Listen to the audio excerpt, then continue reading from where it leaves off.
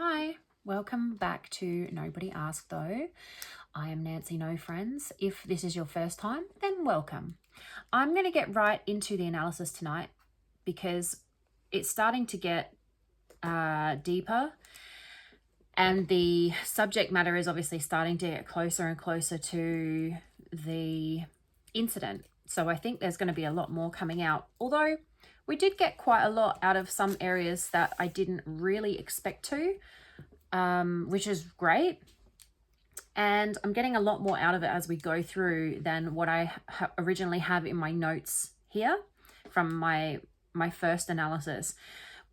Like I've said before, when I first started doing this, I was just doing it for myself, for my own interests in my spare time, because I wanted to see what information was coming out of her language, because I think she knows more and she's withholding information. Obviously, on Watts Island, we all think that. And then when I realized how much information was coming out sort of further on, I decided that I would spend more time on it and try and get even more out of it. So the notes that I have at the start, also I didn't expect to get as much out of the start really in her language as what we have. So I think we've had a couple of really I don't know if they're breakthroughs, but I think we've seen some indicators in the language that kind of we already knew through discovery or the interviews or whatever, the information that's already come out.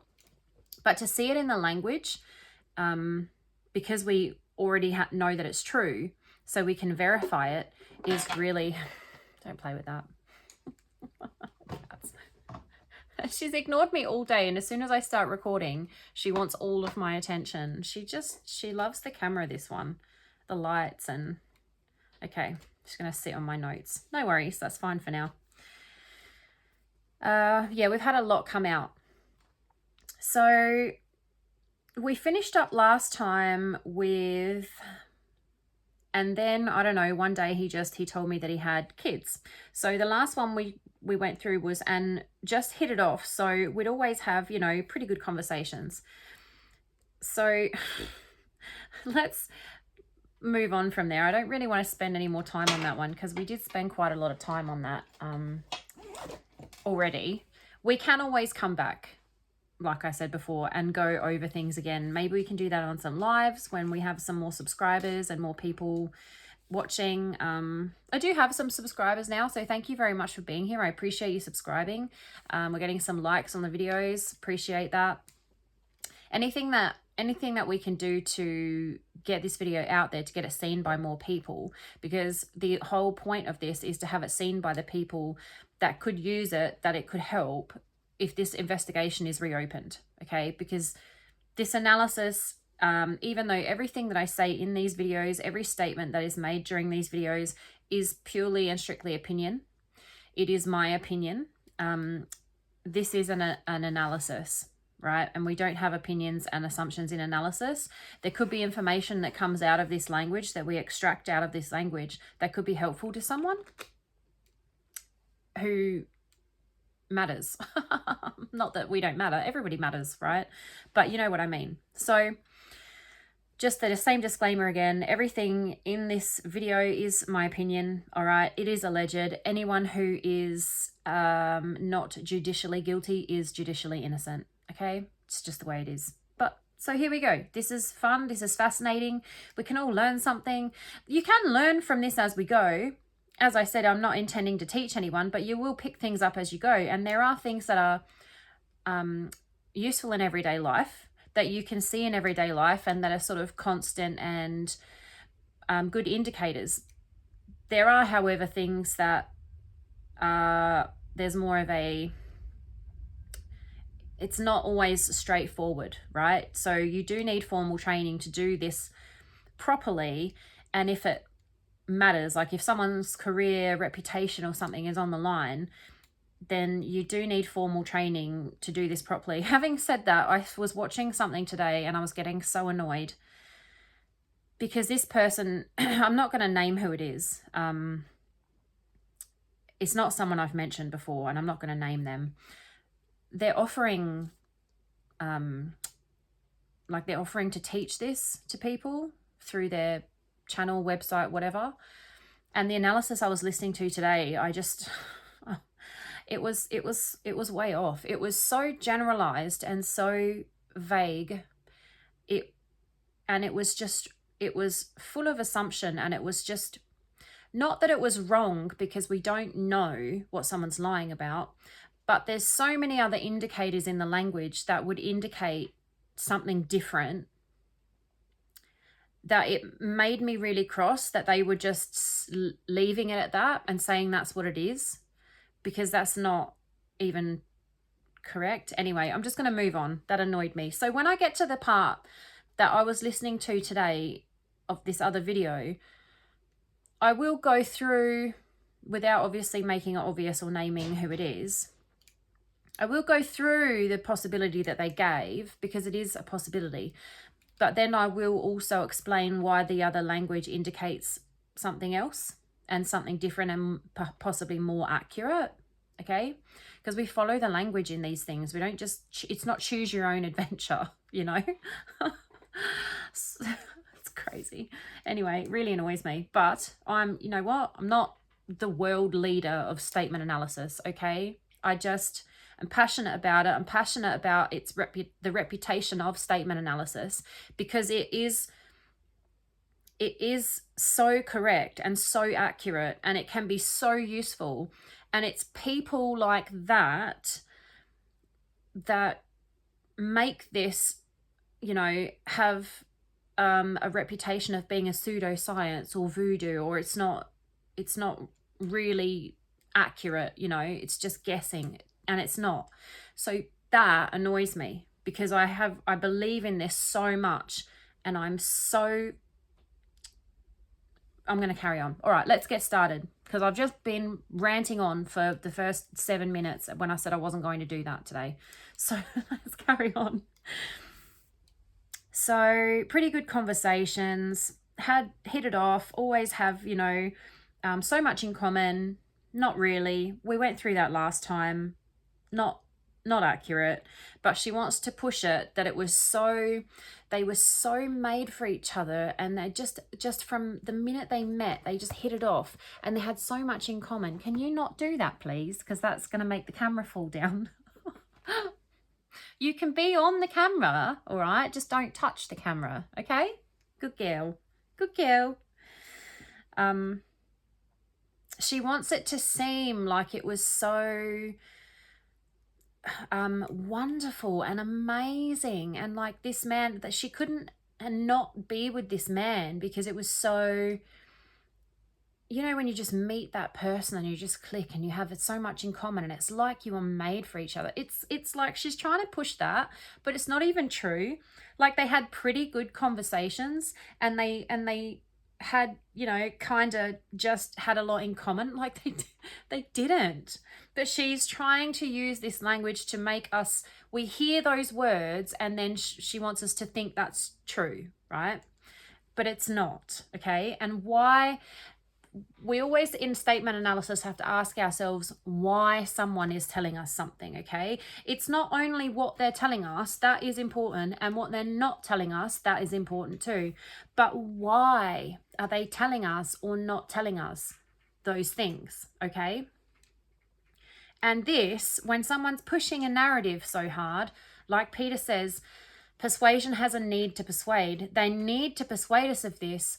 Why do they need to persuade us of this? Because the truth doesn't need help. The truth stands on its own 2 feet. So if they're pushing something and they want us to think something, there's a reason for that. And usually it's because it's not accurate, not true, not the whole story, right? There's something, they either want us to look away from something else, so they make us push us in this direction, to look away from here. Or, you know, maybe they're trying to leave something out, so they talk about something else instead, right? And then, so that's missing time. That's a jump over in time. So just hit it off. So we'd always, and so again, highest sensitivity. So we'd always have, you know, pretty good conversations. I'm not I'm not inclined to believe that they did always have pretty good conversations. I don't think that's why I don't think that's why the conversations, you know, when you have a really good conversation with someone and you look forward to speaking to that person because it's stimulating, right? And it makes you feel good, and you get dopamine or whatever from the enjoyment and the satisfaction of talking to this person. I don't think that's what she was getting that dopamine hit from, and that rush and that stimulation. I think it was the attraction and the flirting, okay? Now, that is somewhat indicated in the language because she's got language of attraction in like, and pursuing him, obviously, because she's interested. She's got that, it's in the language. And it's that she's trying to push us so hard towards that they got along so well, that's why it's sort of indicating that it was something else.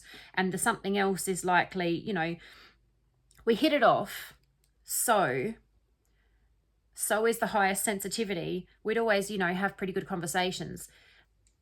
It's not the conversations that they hit it off with. It's an immediate physical chemistry attraction, right? That's what they've hit it off with. That's not my opinion. But look, I don't know if I've found a really obvious indicator for that, or it's just indicated,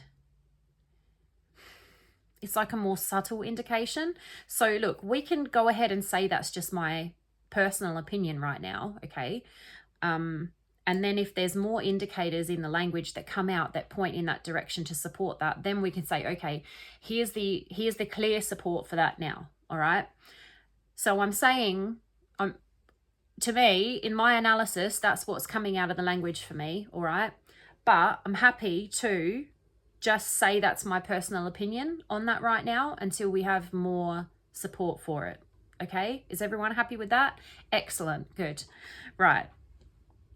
So, and then we don't know how much time is in between there.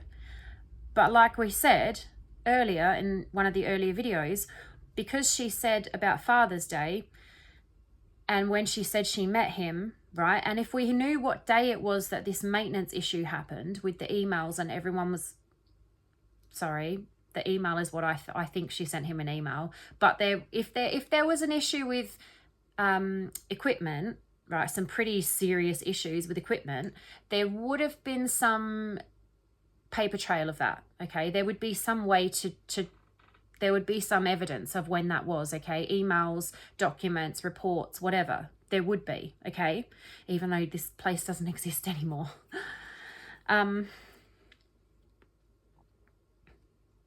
Is it the whole company that's gone, or is it just that site, like that location? Because I know they had multiple locations all over the place.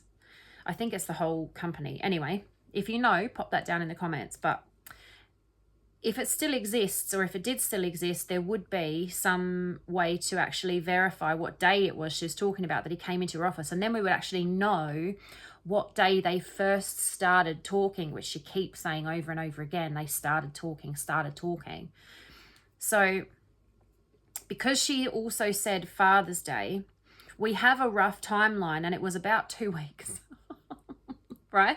It was like, if we said it was the 1st of June they met, and then he told her like the day before Father's Day, it was about 16, 17 days. So it's about 2 weeks. Okay. So pretty good conversations, always means constant, like consistent, and every time, like frequent, but it also gives the impression of a long time. Always, okay? And again, that's more language of time. And then, so she's giving us the impression that it's all of this time they're talking, always, you know, and then, I don't know, one day he told me that he had kids. One day, again, gives the impression that it's this distant space, like this distant time frame. One day once upon a time, you know, that sort of thing.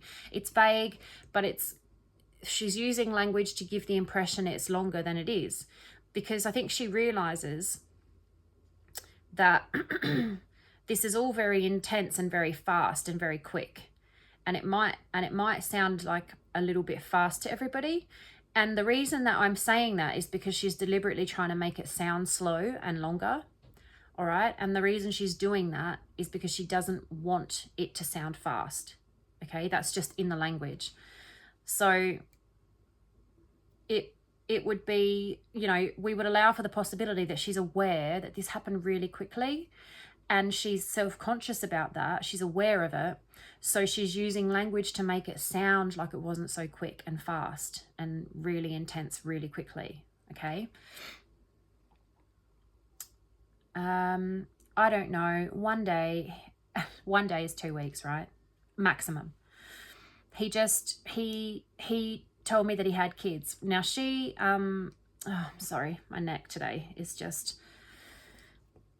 giving me grief. One day he told me, okay, so and then jumping over in time also can be sort of, what am I trying to say? Filler,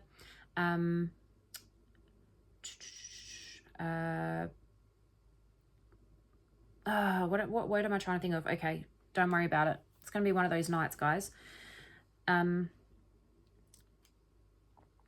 Uncertainty, like she's trying to think, she's stalling. That's the word I'm trying to think of. She's stalling. And then, you know, I don't know, stalling again, uncertainty.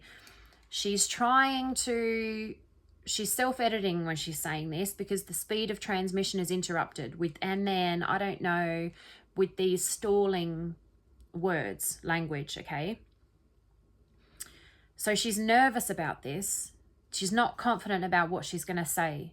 She's nervous about it. She's hesitating. She's self-editing. And she's thinking, like, because we've got this previously with the language of time and all that stuff, trying to make things sound longer, she's nervous about saying that he told her he had kids, because that doesn't serve her narrative, okay? That doesn't push her narrative. It doesn't fit.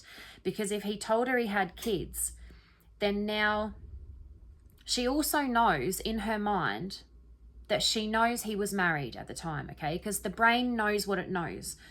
So to the listener, right, this is why she's nervous about it, okay? I'm just trying to explain this, why the language indicates this, and we know this is true. The listener, us, the interviewer, whoever she's speaking to, doesn't know that she knew he was married, right? Let's say that the person doesn't know, because we do know that because of the Google search. But let's say we don't, right? Because at the time, I don't think they had that information anyway. So the listener doesn't know that what she knew in her mind, right? That she knew he was married already. So to the listener, a person can have children and not be married, right? A person can be divorced or never got married and, you know, broke up with their partner after having kids and is single and they're not married. Having kids doesn't mean you're married, right? So she shouldn't be nervous about this, okay? But she is, because it's in her language that she is. Now, maybe she's nervous because it doesn't look good for her because he had kids and she started seeing him. Why doesn't that look good for her? There's nothing wrong with that.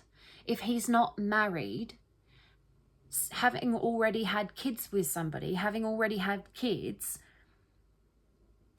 there's nothing wrong with that. She doesn't need to be nervous about that. She doesn't need to be ashamed about that or embarrassed. So that's why this doesn't fit. It's because in her mind, she knows that she knew he was married. That's why she's nervous about this, okay? There's no other reason to be nervous about that, right? If you want to push it and you want to, you know, make it really a stretch, you could say that she might be self-conscious or worried that now that this has all come out, and he was married, and she obviously did find out he was married, that because she continued to pursue him and see him even after she found out he was married, while he was married, that's why she's nervous about this, because of people's assumptions, and they might, you know, they might just think badly of her because it ended up that he was married. But that doesn't work either, because, and this is something that that person had an opinion about, saying, oh, you know, she's just concerned about her reputation and her image. And yes, she is, but it's not for that reason. Like they said, you know, because she was seeing a married man. But it comes out later in the language, and this is what frustrates me. It comes out later in the language that she's saying, well, actually already, she's already said this before. So it's already come out in the language that he told her he was separated. He told her the relationship was over. So that doesn't really fit either. Because if you were seeing someone and they told you they were finished with their relationship, separated, divorced, whatever, and you believed them, and then you found out they weren't, that's not on you. The language would be different, okay? And we're going to go over, as part of this, right, as part of this case analysis and the language analysis for Nichole's interview and her language, I'm actually going to cover Amber Fry's interview, and because she did an interview with Netflix in a documentary just recently, and also there might be other interviews with the police from the time when she said she would start working with them and calling him, and they were listening to the calls, and also her statement, her press conference, all right? Because that's going to show the language of someone who didn't know they were seeing someone married and found out after and felt really awful about it and was really sorry.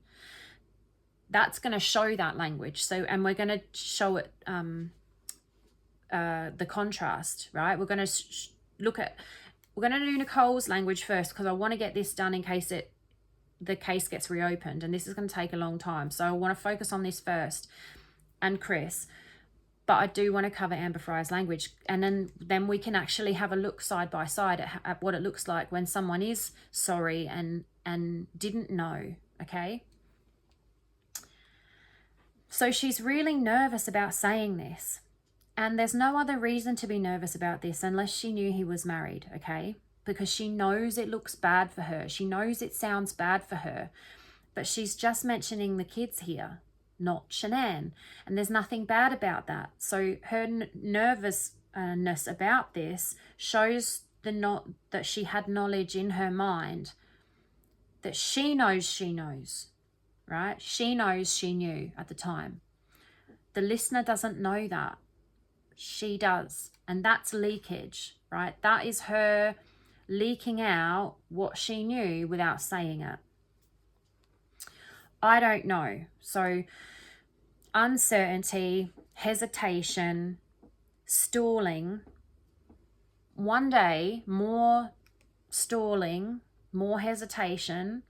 One day makes it, trying to stretch it out a little bit so it sounds a bit better. He told me, because he didn't tell her he had kids right away, remember? Because she said that. He didn't tell her he had kids right away. So one day, you know, one day, not right away, he didn't tell me right away, but we know it was approximately 2 weeks, max. He just minimizing it, trying to reduce it. She's trying to back off from it. She's not confident about this. She doesn't want to say this, but she has to say it, but she knows it sounds bad, right? He told me that he had kids. So that is distancing. She's distancing this. She's not comfortable with this statement, okay? She repeats he 3 times. So she's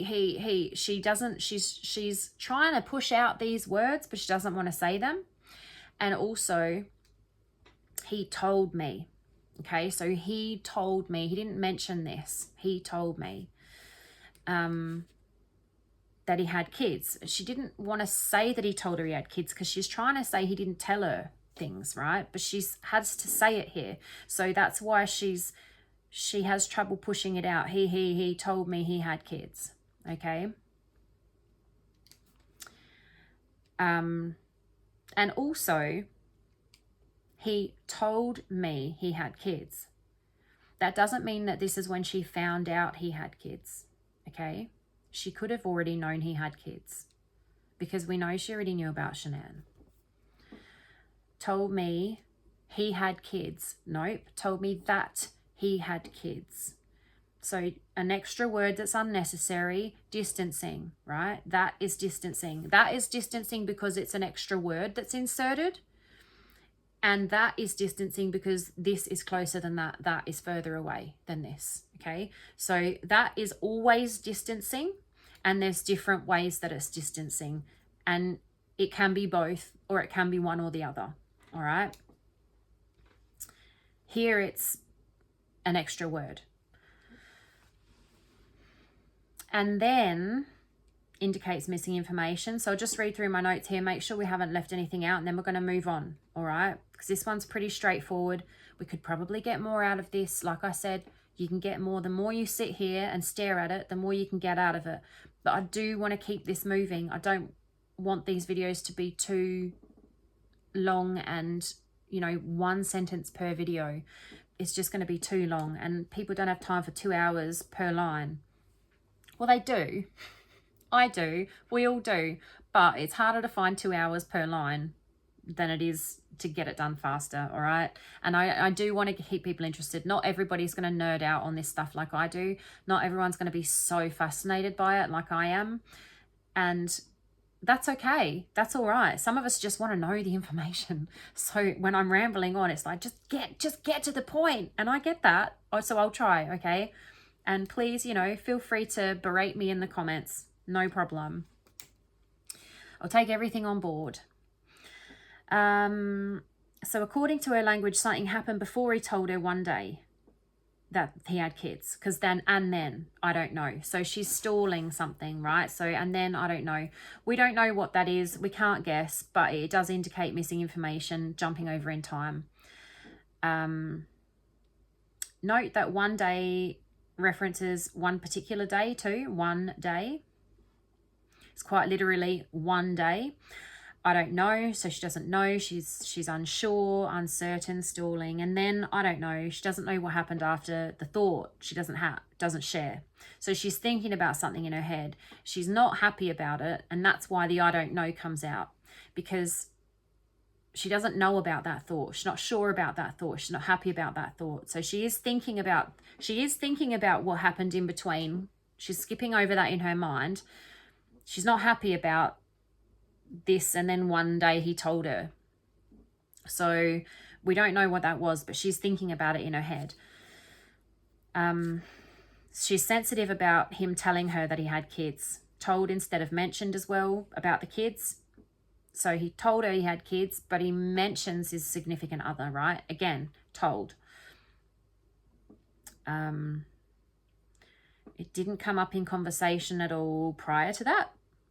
It didn't come up in the conversation that he had kids. There was no indication before that he didn't tell her. There was no other time that it came up. So I'm thinking it came up because Father's Day was coming, probably.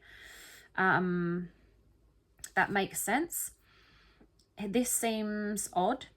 She also doesn't know. Perhaps and then was the reason she found out he had kids. Right. So they were talking about something. Probably Father's Day came up because she said it was Father's Day shortly after that. So probably Father's Day came up, and then the kids came up, and that's when he told her. Next. And started talking about his kids. So, and then, I don't know, one day he told me that he had kids and started talking about his kids. He didn't start talking about his kids and started talking about his kids. There's a missing pronoun there, so she's not happy about the kids, okay? She's not happy about him telling her she had kids. Possibly she thought he was avoiding telling her about his kids because that possibly meant he was interested, right? And then when he told her, oh, okay, maybe he's going to tell me he's married now and he can't and nothing's going to happen, okay? Maybe that's why. But she's definitely not happy about the kids. I know it does come out in the language. It is in the language that she's not happy about him having kids with someone else, right? I don't think the kids are really a problem like the wife is to her, okay? I'm sorry, I don't like referring to Shanann like that, but just because of the language and the context, and I'm trying to convey the way it's coming across and the feelings in her shoes, okay? I don't think she was happy that he had kids with someone else. That's in the language. But I don't think the kids were the problem. I think her problem was that he was married to someone else, because I think she felt like she could just step in and take over with the kids, and the kids wouldn't get in the way of anything happening, blossoming. It wouldn't get in the way of them being together and their relationship progressing, but him having a wife would, okay? So, and started talking about his kids. I don't think he would have started talking about his kids unless there was a prompt there. I think she probably acted enthusiastic about it. That came out in the language before because she was doing it in the interview. I think she probably did the same thing, and so she acted excited, so he talked more about the kids. She didn't want to actually hear more about the kids. She was just putting on a facade because she's trying to win him over, right? So that's why I started talking about his kids, okay? And started talking about his kids. She's removed him from the language there. It's just, and started talking about the kids. Started is not completing as well. So perhaps she interrupted him because she didn't want to hear about it and he stopped. Perhaps she changed the subject. Perhaps she, I don't know. We could go through possibilities all day long. We don't know. But something happened that he started talking about his kids, and I think he was interrupted and he stopped, likely because she didn't want to hear about it. So the notes here, missing pronoun. Did he start talking about his kids? He started talking about his kids, or did he start talking about his kids and that was him telling her he had kids? This is really, really short. Like I said, I didn't go through a lot of these sentences as in depth as we are now.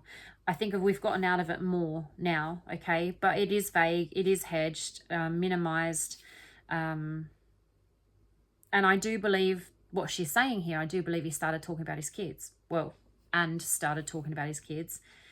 And follows on again. She's not happy about it. It's the same thought. She's nervous about it. She's not happy about it. And started talking about his kids. He is gone.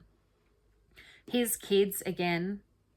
Not his little girls. Not Bella and Cece. His kids. That cold language. That distant language. The insensitive. Insensitive and like non-affectionate. There's no gentleness there. There's no, in the context again of what's happened, and started talking about his kids. Well, you're in this room right now because of what happened to those little girls, those beautiful little girls. And this is how she's referring to them. No care for them at all. I don't think she could care less about them. Completely,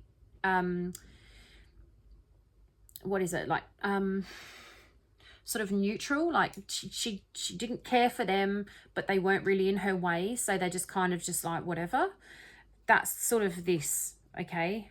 I don't know if I'm explaining that very well. If you've got something to say about it, if you think you can explain it better, or you have an opinion about it, put it in the comments.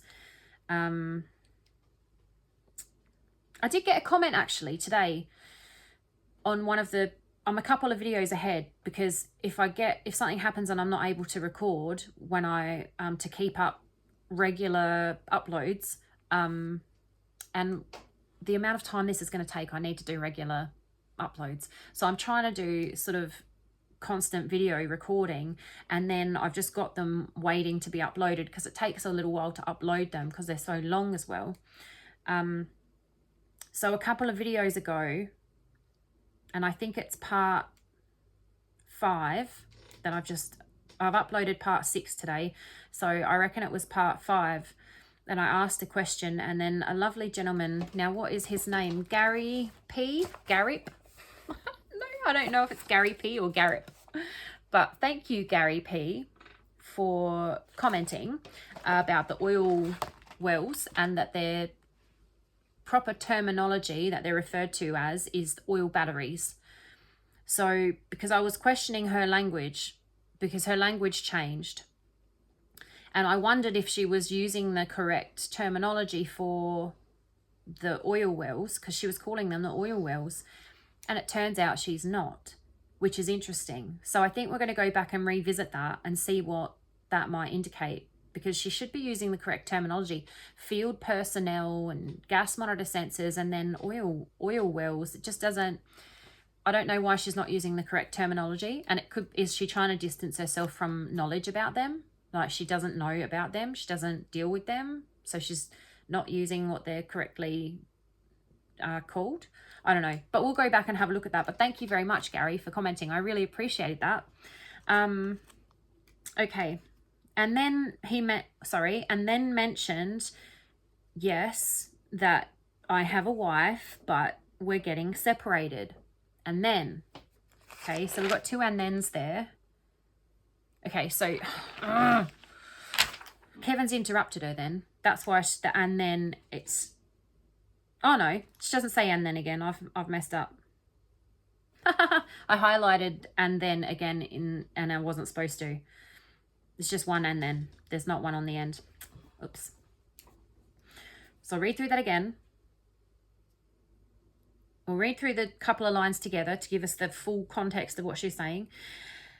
And we just kind of had a lot in common and just hit it off. So we'd always have, you know, pretty good conversations.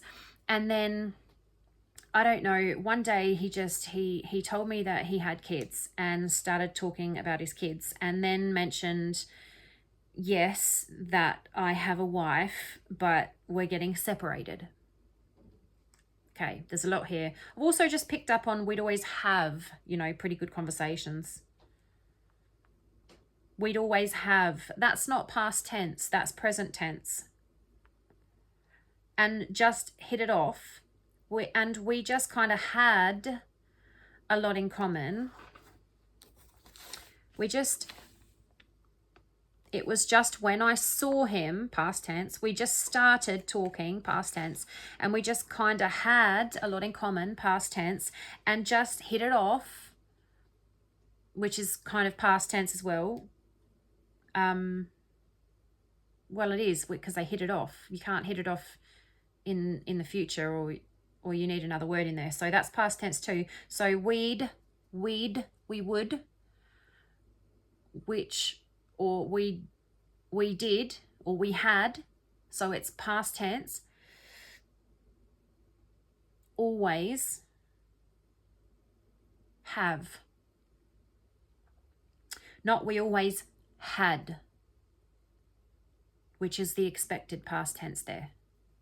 This is unexpected. This is why this is bothering me so much, okay? Because I kept reading that, and I thought, we'll leave it there, but now I know why. Because that have is gone to present tense.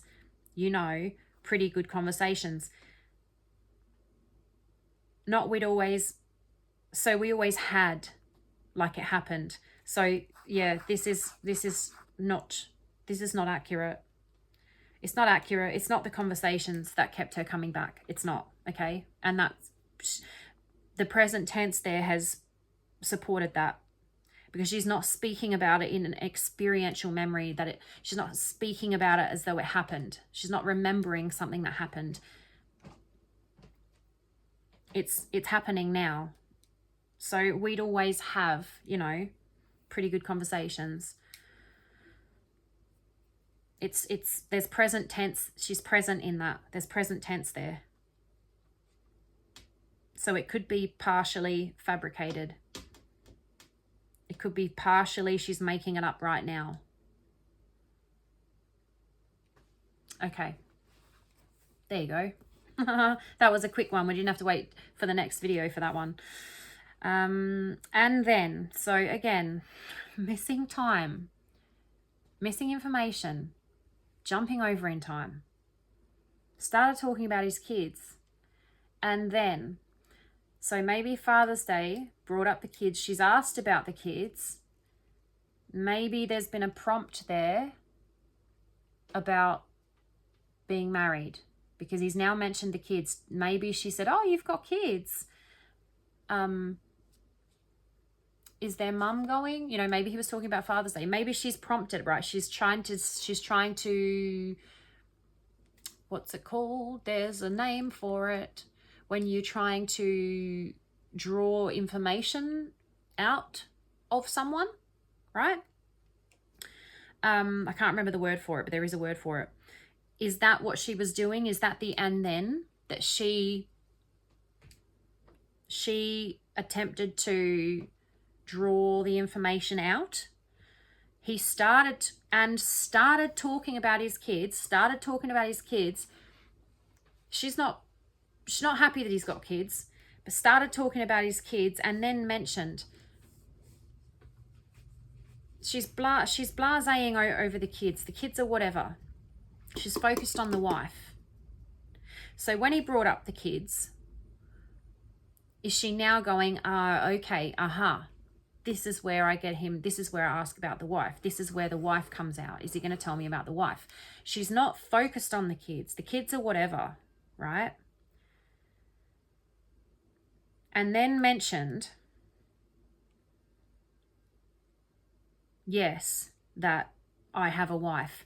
Now, this is so strange, okay? This is really strange because she's put herself in his shoes now. So he told me that he had kids and started talking about his kids. And then mentioned, he didn't mention, the pronoun's gone from there as well. She's removing, she's separating him from this. She doesn't want him to have kids, okay? She doesn't want him to have a family and a life with someone else, right? That includes the kids. Yes, I still am of the opinion, and I believe the language still indicates she's not fussed about the kids, right? She's the kids. It's not that she's not fussed about the kids. She would rather he didn't have kids with someone else, okay? It bothers her that he has kids with someone else. She hates it that he has kids with someone else, but it's not the kids that are the problem, it's the someone else. Does that make sense? The kids are whatever. It's the fact he has them with someone else. He's attached to someone else, okay? So that's where the focus is, on the someone else, right?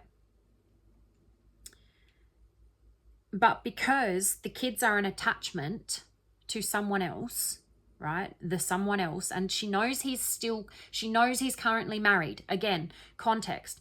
If she didn't know he was married, or let's say, for instance, hypothetically, that he wasn't married, right? The kids aren't an attachment to someone else to such an extent, all right? Because people can have an ex-partner and they can get along great, and they just, you know, or they really can't stand their ex-partner and they just share the kids and they do what they've got to do, but it's not a problem for the new partner, all right?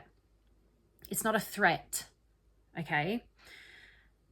There's a threat here for her, in her mind, right? In her, and I mean in reality as well, let's be let's be honest. He had a wife, so there was a threat there to her, and so there should be, because he was bloody married. All right, and then, so jump over in time, missing information, mentioned. So he told her he had kids, and he's mentioned again, reducing, minimizing. It's disrespectful, really. It is. And I think she knows that, and I think she actually does that on purpose. Maybe subconsciously she does it on purpose, but like spitefully, it's on purpose. It's a dig at Shanann, right? Because she hates that he had a wife. She hates Shanann. Again, I don't think she personally hated Shanann as a person. I think she would probably have, because like I've said before, people like NK hate people like Shanann, because people like Shanann are like a shining light that everyone's drawn to, and people like her hate that because they're jealous, because they want all the attention. They don't want the attention over there. And then mentioned, yes, that I have a wife. So it's not he anymore, it's I. This is really weird. She's dropped the pronoun, started talking about his kids, but they're his kids, right? No affection, just blunt, no, just cold. And then he mentioned, nope. And then mentioned, so he's distanced away from this again. She's taking him out of his family in her language, right? She's taking him out of the language where about his family. So he's not there, okay? They're his kids, but he didn't start talking about them, right? I have a wife, but he didn't mention it. He's not there, okay? Now she's saying I, like she's quoting him and being him, and in his, like, and in present tense, like presently being him, quoting him. She does this throughout, and further down the track, I can't remember what part of the interview it is, but I remember analysing it in the transcript, and she's playing a role, like she's playing out a role, like she's saying what he's saying in present tense. Is it past? I don't know if I've already done it in a video. I don't think so. I think it's in an analysis. It's hard to tell what I've recorded in a video and what's just analysis that I've done already in the past. It's like this weird sort of time travel zone. It's weird. It's weird. So it's like she's acting out a little play for us. Okay. She wants us, she's like quoting him, like she's saying his lines in the play. It's really strange, and like, because she's doing it in present tense when she's saying it, like she's quoting him. But the language around it doesn't fit for her to be actually quoting him. It's all backed off and qualified, and it's weird. Is it a rehearsed story that she's rehearsed, and that's what he said in the story? Because when you rehearse a story and you rehearse that someone told you something that they didn't say, but you've rehearsed it in the story, because you've rehearsed the story in the past, right, and now you're repeating it, you can say it as if it happened, but what you're doing is you're actually just repeating a rehearsed story. It's really, this is why you need training in this stuff, okay? Because certain things don't always mean certain things, right? There's allowances and variables and factors and just all this stuff. It's all about context, right? And the surrounding language will support or not support certain indicators, okay? So she's done that here. And she said, and then mentioned yes. But you don't say yes unless you're asked something, right? So is the and then the part where she prompted him giving her information if she had a wife or not? Did she ask him a question? Did she ask him if he was married? Did she mention something about a potential, a hypothetical wife that could exist? And he said, yes, I have a wife. Or yes, I'm married. Because she stepped into his shoes here, but she hasn't quoted what actually happened, right? But she stepped into his shoes, and that is distancing.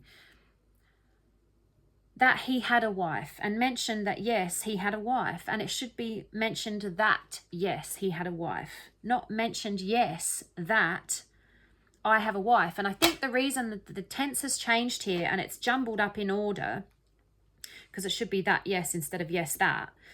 I think the reason for that is because she's so nervous about this part. It's very sensitive to her.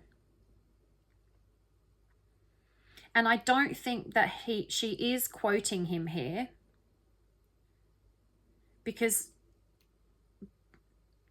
there's no need to quote him. The language is not confident. He didn't mention, right? He, and the pronoun's gone. The pronoun he is gone. He didn't mention, yes, that I have a wife, right? That's not what he said. Okay? He probably said, I'm married. Okay? He probably said he was married. That's what he probably said, but we can't make assumptions and we can't have opinions, okay? But my personal opinion would be that that's what happened, that he said he was married here, and that's why she's so nervous. She takes him out of it because he didn't say this. He actually said something else. He didn't tell her, yes, I have a wife. He mentioned it because if he told her, he was married, right? So he mentioned, and then she pauses. She hesitates. She's struggling to get this out because it's not truthful. If something's truthful, you just say it, right? There's hesitation when there's sensitivity. And there's sensitivity because it's possibly deception. There's sensitivity. This person I was listening to today said about this, right? She's sensitive here, or she's nervous here, she's stalling, she's backing it off here, whatever language that this person used,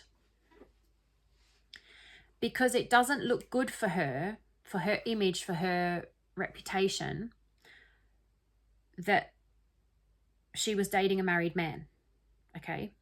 That's why this is sensitive. That's why she's nervous here, right? That's what the sensitivity is.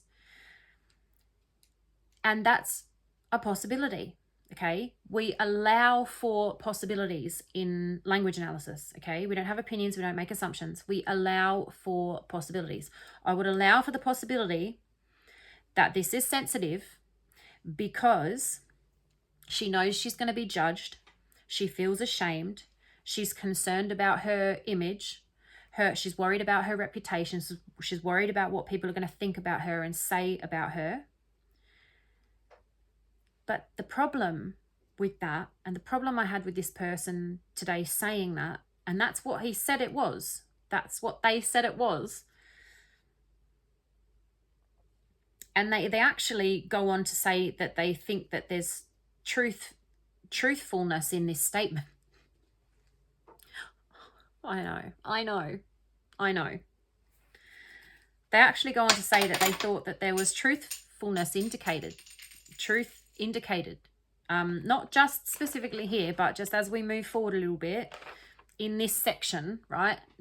From here and onwards for a short time. Truth was indicated. Truthfulness. Now, I am not the statement analyst queen of the world, okay? I am not the king of the castle of statement analysis, of deception detection, of forensic linguistics, okay? However, the language does not support that. All you have to do is analyze the language surrounding it. All you have to do is just keep analyzing, and the language will support it or not support it. This language doesn't support that, okay? Because she's immediately following said that he's told her he's getting separated. So if he's told her he's getting separated and she's under the impression that he's getting separated, why does she need to feel bad about it? You could argue that because at the end of the day, he didn't get separated, right? And he was married and he'd lied to her. But the problem with that And we haven't covered it yet, but as you go through the interview, the language doesn't support that either, because she keeps saying that he was separated and he didn't want to continue, and Shanann didn't want to continue, and they were done and it was over and they were putting the house on the market. So it doesn't work, right? The language doesn't support it. In the context, that can't be accurate, that can't be truthful. So while you can allow for that, when you continue to analyze and you continue to analyze the language around it, it doesn't support that, okay? So this is why I was so frustrated with this person today, because it doesn't, you can say it allows for the possibility, but then you have to immediately correct and say the language is taking us in a different direction. The language doesn't support that. Immediately following in the same sentence. So, and then jump over in time, mentioned, yes, that I have a wife. She doesn't want to say that. She struggles. She stalls so much. And in the audio, you can actually hear the pause in between when she says, yes, that I have a wife. She doesn't want to say it. It's hard to get out, okay? Because she hates it. She doesn't want to say that out loud. She doesn't want to say that out loud, okay? She can't, and this is the problem. We know she's not being truthful because this changes back and forth. He tells her he's separated, and then later on in the story, it's Shanann that doesn't want to be with him anymore, and he wants to make it work. And she's telling him, Nikki's telling him to make it work with his wife and all this, and this can't be true, okay? It doesn't work. It's not true. The language doesn't support it, all right? That I have a wife. So I've already mentioned, I don't believe that's what he said. I believe this is something she's quoting him to make us, she's quoting him to try to convince us that's what he said, because she's saying it as if she's quoting him, but he didn't say that. He just didn't. The language doesn't support that she's quoting him. It doesn't. So why is she quoting him here if that's not what he said? Because she wants us to believe that's what he said.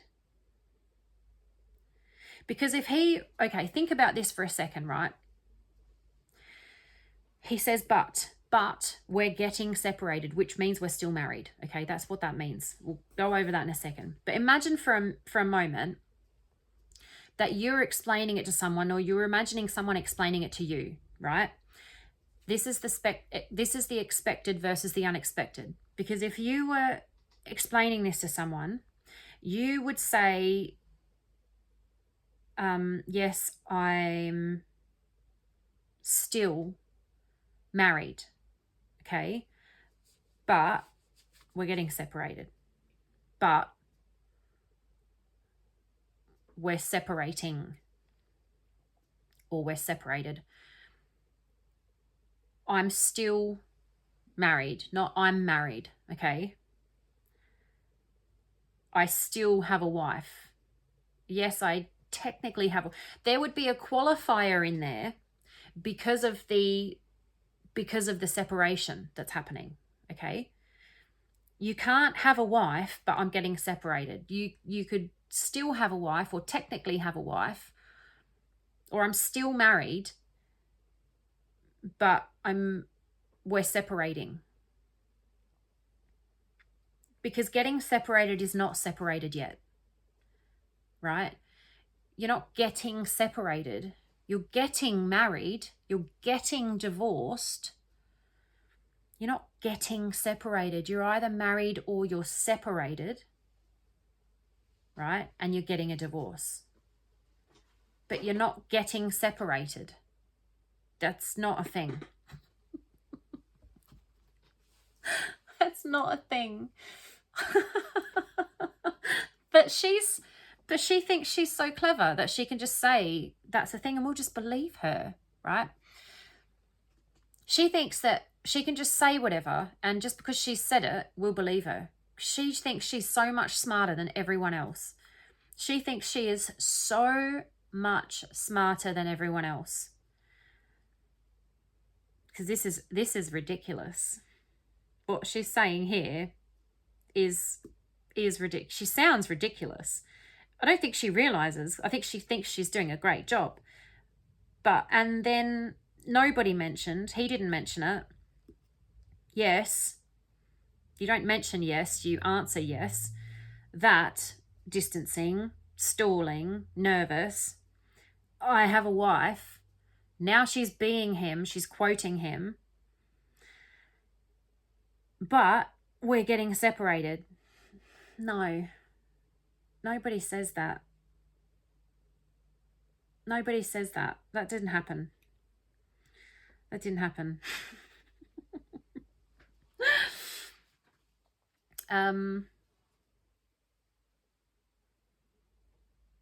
Yeah, I'm going to read through the notes I've got here.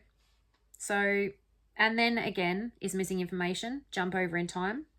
Missing pronoun he, dropping the pronoun which ties him to those things in her language. So he didn't mention it. It was mentioned, right? Chase Hughes says something that I love, and it's passive language. So this is passive language, right? When there's no pronoun, there's no ownership of what's happening, what's being said, what's being done, right? And he says a good way, him and, is it Chase? Might be Chase and Greg in the behavior panel. And they say a good way to see if something's passive language or not is by adding by zombies at the end. So it was mentioned by zombies, right? Because there's no one mentioning it. So if you can add by zombies at the end, it's passive language. There's no ownership of it because you can make the owners the zombies of the action or the words or whatever it is. I just always laugh when I think about that because I actually use that. It's funny. So yeah, he didn't mention it. It was mentioned, right? And then mentioned. She doesn't say who mentioned it. So it's passive language, which is minimizing, which is distancing, okay, which is reductive. She doesn't want to say this. She doesn't want to say it. She's nervous about it. Yes is the answer to a question, okay? Asked or not asked, yes is an answer to a question. So there was a question here, okay? Whether it was implied or directly asked, yes is the answer to a question. There was a question here.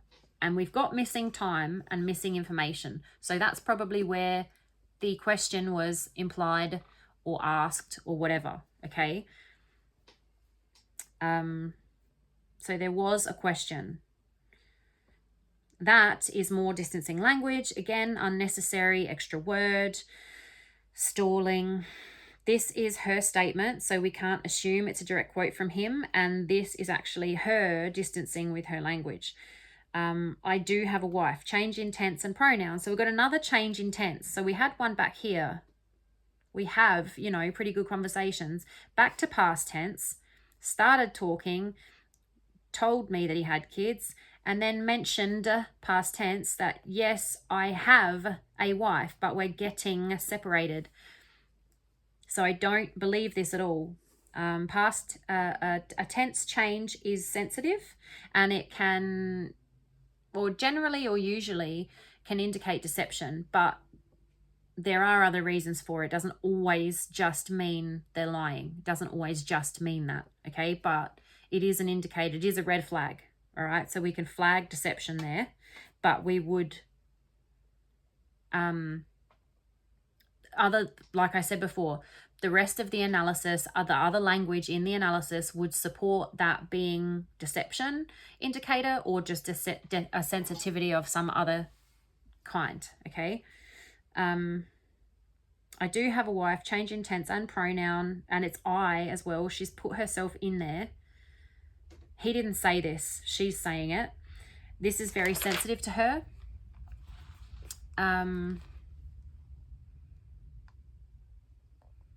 Does she not like saying this? Well, no, she doesn't. And it's difficult for her to say.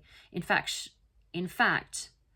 it's so difficult for her to say, in fact, that she switches from her to him to say it. She pretends to be him to say it. She's not even saying it as her, right? It's so difficult for her to say. So it's not her saying it, it's him saying it, right? She doesn't want to call Shanann his wife. So he has a wife, right? I have a wife. It's distancing. It's impersonal. He's not married, right? I have a wife. I'm not married. I have a wife. Do you see how that's distancing? Do you see how that's reducing her as his wife, and minimizing his marriage? And it's disrespectful. You know, like, you have a problem. You have an item. You know, I'm not married. I have a wife. It's yuck.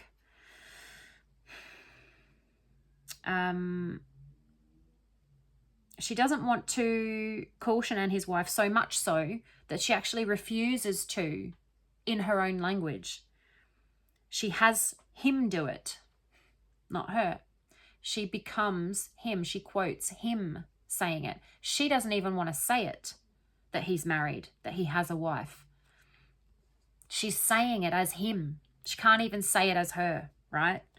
This is how much she is distancing and trying to push that away from her. She hates that he has a wife. She hates it. I have a wife, but we're getting separated, okay? Not I'm getting separated. So she's happy to unify them together when it's in the negative, and she does this throughout. So I have a wife, we're getting separated. So when they're getting separated, when they're breaking up, they're a we. But when they're together, when they're still married in the language, she's not even present. It's just him. I'm married. I have a wife. We're getting separated. It's crazy, man. It's crazy how much she hates Shanann. She can only even mention her. She can only even be present in the language when it's negative. It's insane. The level at which this woman hates Shanann is psychotic. And I'm not diagnosing her, allegedly, in my opinion, but this is a crazy level to hate someone that just because they're married to someone else. This is insane.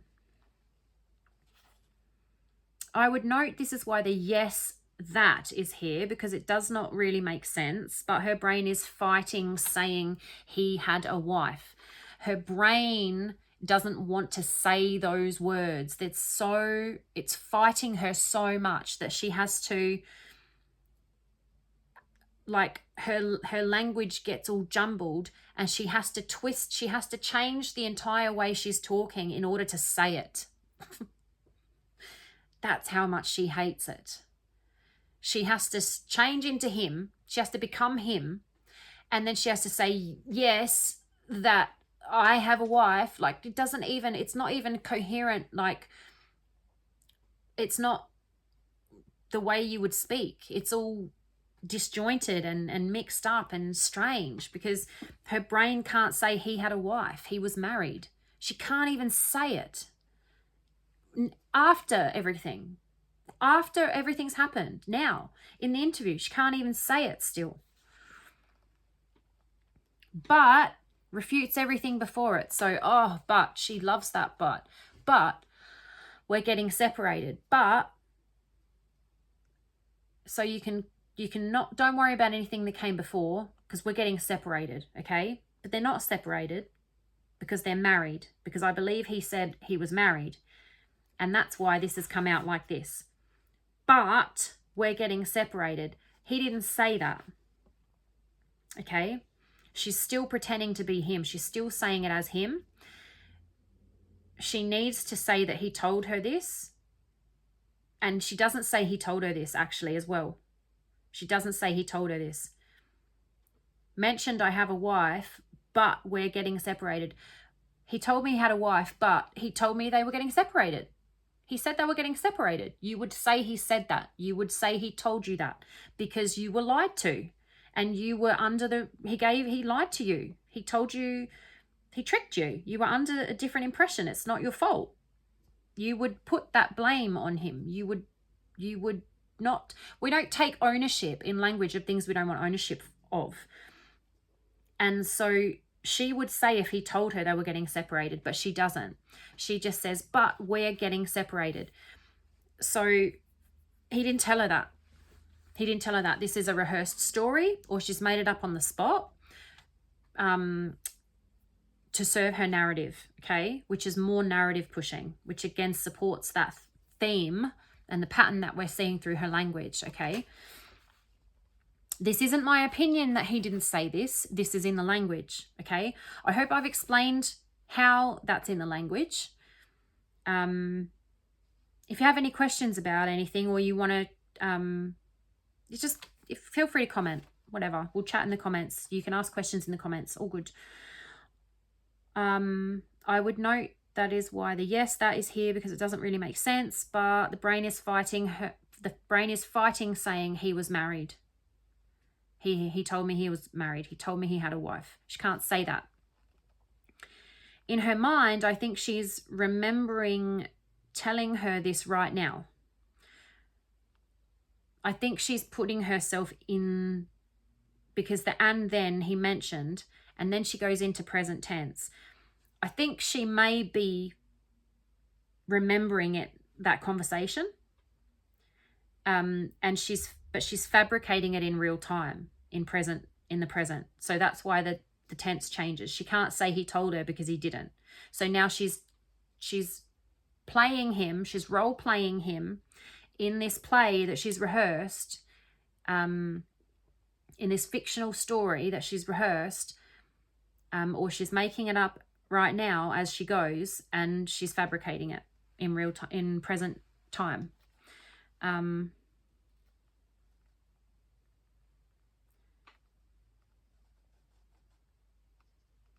He could have used the word wife, but I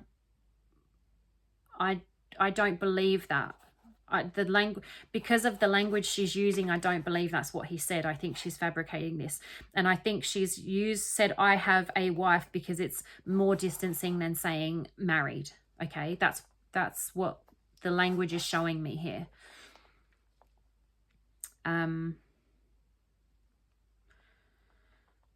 Because otherwise she could just say and then he mentioned I'm married. She doesn't. Yes, that I have a wife. That I don't believe that's what he said. Okay.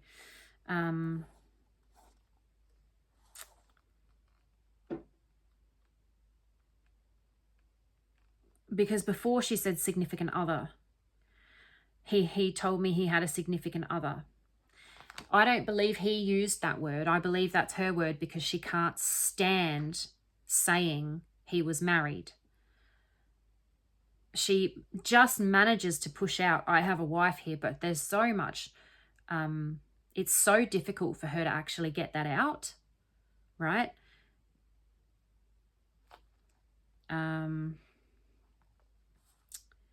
It was much easier for her to say significant other. She had a lot of trouble saying I have a wife, be like as Chris, right? She's extremely uncomfortable with this. She has a deep discomfort, disdain, hatred, resentment for Shanann's role in Chris's life as his wife, that he was married to her. She was his wife.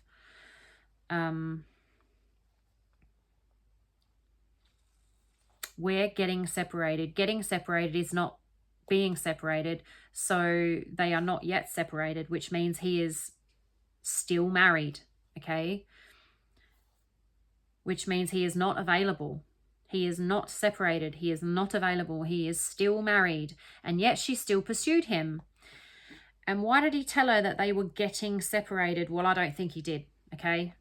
I don't think he did.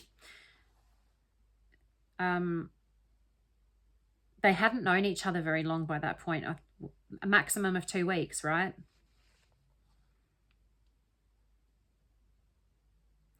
There must have been some interest to have mentioned that he was married.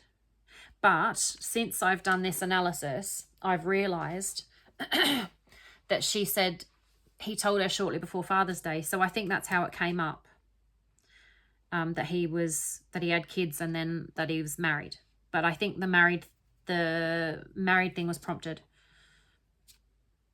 It may not have been prompted. It could have come up because of Father's Day. She could have asked him what he was doing on the weekend or something, and he said maybe his wife had planned something. So it could have been, it could have come up because of Father's Day. So it wasn't necessarily prompted, all right? But we will allow for the fact that it was prompted because of the language, but we weren't there, all right? We don't know.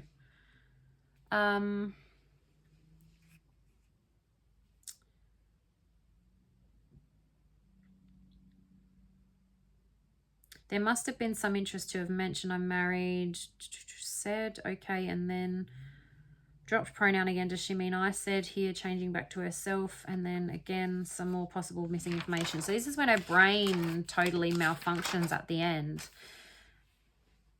Right, so, and that's another, okay, so this again supports the fact that I don't believe he said this. I don't believe he said this at all. I think she's made this up because immediately, like she's struggled to say it, okay, and then he mentioned that, and then he mentioned, yes, that I have a wife, but we're getting separated, and it's okay, and then, that's what she says, and it's okay, and then. I don't know what she was going to say then. She could have been going to say, okay, let's think of some possibilities of what this nonsense could translate to, okay? But we're getting separated. And I was like, okay. And then Kevin interrupts. So, and then is the last thing she says. Kevin interrupts her there, which I wish he hadn't done, but that's what he does best. I don't know if he does that best. I don't know if he does anything best. I'm sure he's a lovely guy. I don't know. But we're getting separated. Okay. And then, so she could have been going to say, like, this nonsense here could be translated into, I said, okay, and then, or we're getting separated, and Na's like, okay, and then. So the okay, I think, is her responding to him saying that, but her brain is under so much pressure because of the lie that she can't fully form words and sentences now. She's just had to use all of her energy to say that, and because lying causes stress, her brain's just basically collapsed from exhaustion for a second because I don't believe that happened. And she's sitting, right, think about this. She's sitting in a police station. She's sitting in an interview room and she's being interviewed by a detective. I don't know if he's FBI or if he's just police.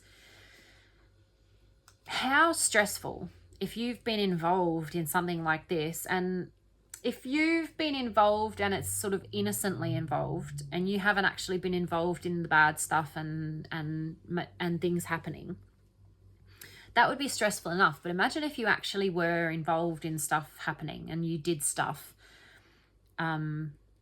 Maybe you're an accomplice in some way and you're sitting here. Imagine trying to lie. That would be so stressful. So I'm not surprised her brain broke here. I'm not. Okay. So then Kevin has said, when do you think that was? I don't know why he said that. Because she's already told him. She already said before, he told me he had kids and it was Father's Day shortly after that. She's already told him. So he interrupts her. He interrupts her when she's lying and making things up.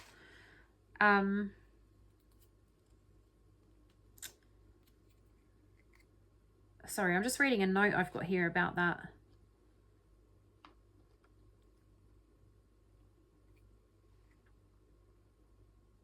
I've just seen a note that I've made about the wife. Yes, I have a wife. That yes is the answer to a question, right? Did she prompt him? Because yes is the answer to a question, all right? We've already said that.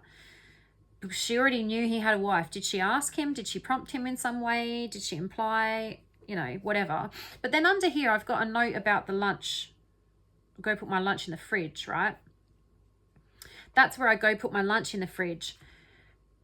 Go. That's where I go put my lunch in the fridge. It's like distance. It's like travel.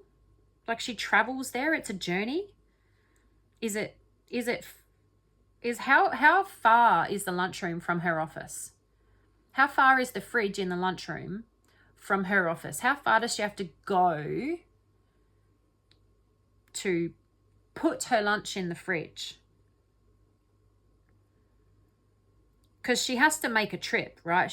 That's where I go put my lunch in the fridge. That's where I go. It's a destination. They meet in the lunchroom. That's where I put my lunch in the fridge. I've seen him in the lunchroom when I put my lunch in the fridge, but she's put go, like she's put the trip in. She's put the journey to the fridge in her language. So did she deliberately do that to see him in the lunchroom in the morning? So that, not so much to see him, but so that she could be seen. Does that make sense? If you see someone, right? If you've noticed someone and they haven't noticed you yet that you know of. I used to catch the train with I didn't catch the train with them. I used to catch the same train as someone. See how language is different? With is unity and togetherness. I didn't catch a train with this person. I caught the same train as this person. And I had a massive crush on this person. Obviously, I'd never met them, so I didn't know them. But, you know, I just thought that they were really attractive or whatever. We've all had a situation where we've seen someone and they haven't seen us, right? And then you try and be seen by that person to see if maybe the interest is mutual. Because if they haven't even noticed you, you know, how do you know that they're not interested? So then when they see you, then they're either interested or they're not, right? Or they meet you. But you first have a physical attraction to someone, right? Generally, not all the time. Sometimes you have a relationship with someone as a friendship, and then feelings and attraction can grow from there. But a lot of the time, initially it's a physical attraction because you see someone, you haven't spoken to them yet, and you think they're attractive, and so you want to speak to them, and then you do, right? So did she go to the lunchroom in the mornings when they would meet in the mornings in the lunchroom to be seen or noticed by Chris because she had already seen and noticed him? Because there's a trip here. There's a journey. It's a destination. She goes there. She doesn't put her lunch in the fridge. She goes put her lunch in the fridge.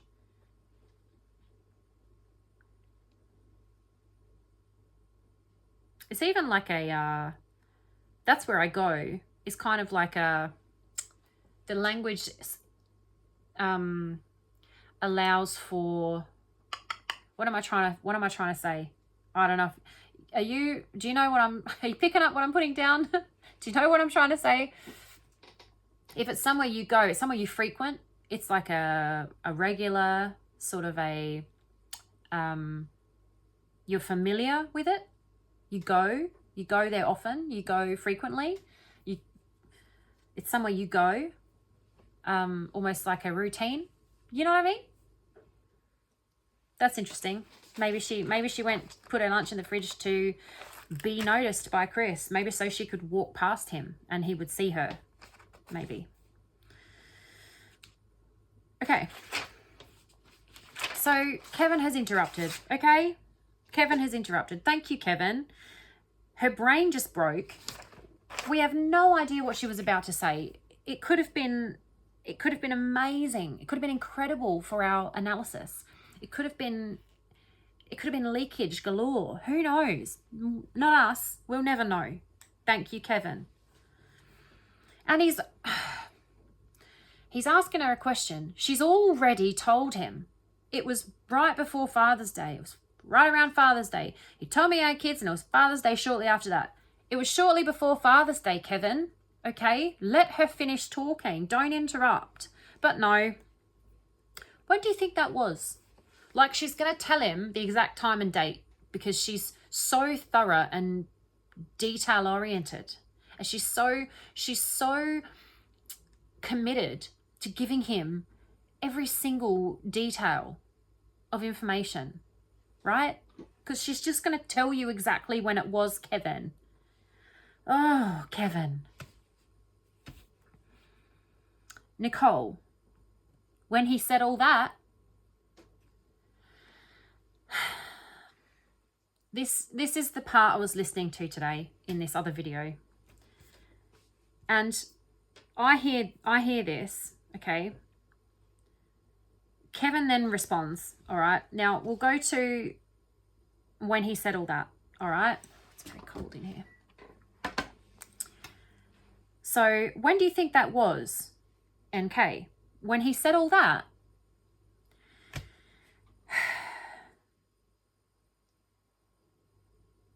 now, I'm trying to remember what this person said in the video about that. Because they thought that this was truthfulness indicated in here, okay? Did I make a note of it? Did I write it down?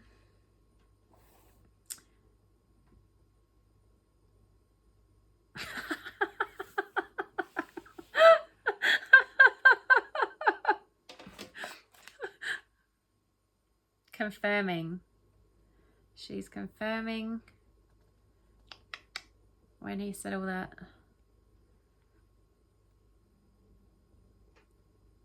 No, I haven't written down what they said. I was so angry when I wrote this down.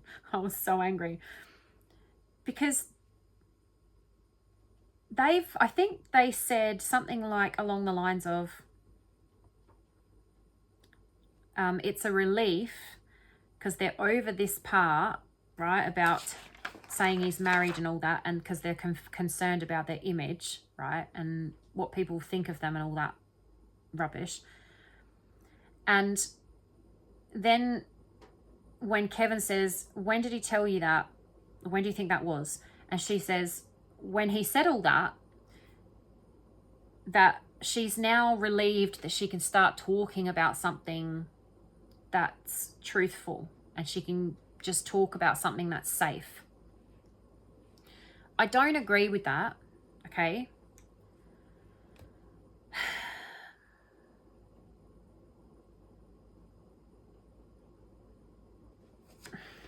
I don't agree with that.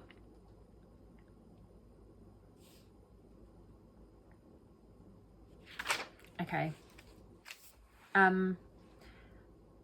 Now, the analysis I've got written here is very short. I'll read through this first, and then I'm going to go through what I picked up on today when I was watching this other video and got sort of very annoyed about. And obviously we'll do some in real time as well. So I've got, when he said all that,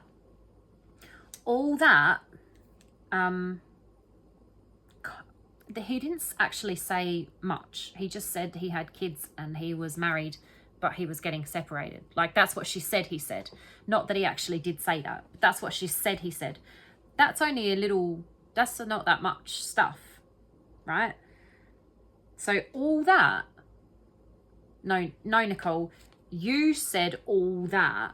You said all of that. He said this little detail here, right? 1, he has kids. 2, I have a wife, but we're getting separated. That's 2 things. That's 2 things. That's not all that, right? So she's trying to distance herself from the deception, the lie, the sensitive area by including what he said, right? The lie, the deception, because that's not what he said. By including that with all of the stuff she just said.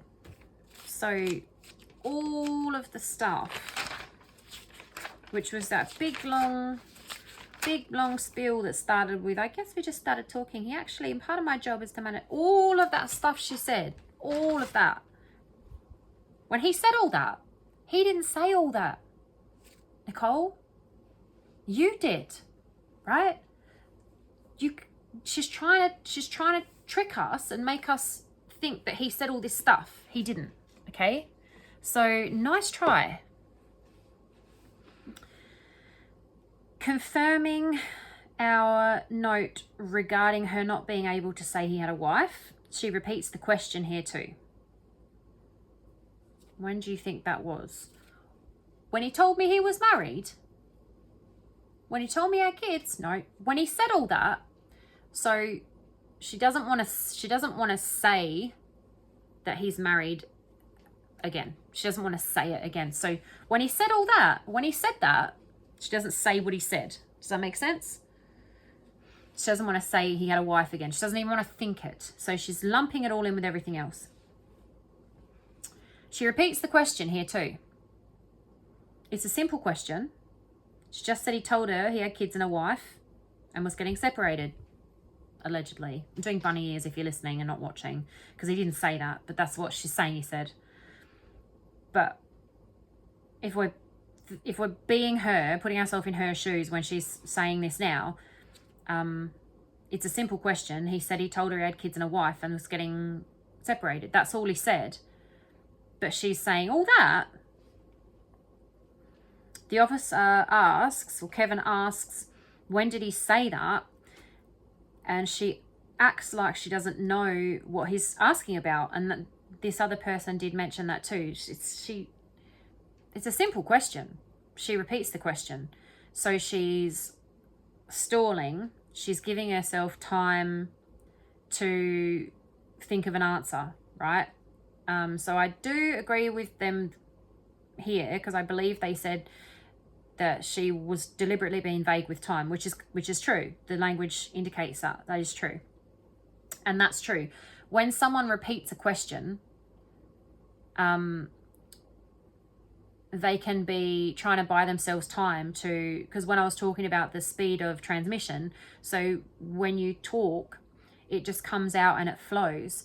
But when that's interrupted, that can be an indicator of sensitivity or stress or deception. So if they repeat the question, it gives them a little bit more time to think of an answer that they can then say more coherently, and it will flow better, rather than trying to make it up while they're saying it and then self-editing and it sounds suspicious, right? So repeating a question can give someone more time to think of an answer before saying it, which is true. That's not all it does, and I'll go through that in a minute. And